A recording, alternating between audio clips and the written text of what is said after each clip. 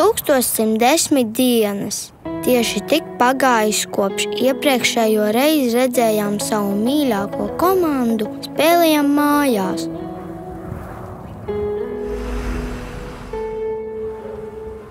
Bet, ja zaļi melnie nevar spēlēt ķekavā, ķekavai ir jābrauc tur, kur spēlē zaļi melnie.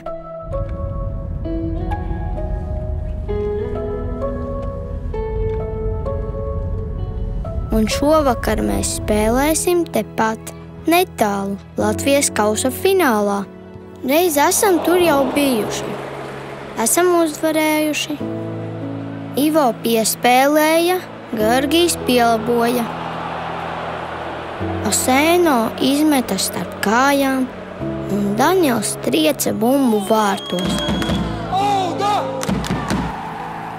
Pārējo jūs jau labi zināt.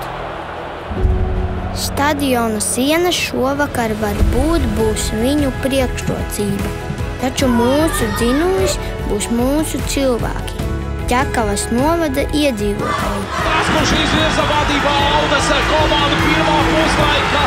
Es zinu, ka, lai kas arī notiktu, šovakar mēs būsim zaļi un skaļi, gan laukumā, gan tribīnēs. Uz priekšu FK Auda!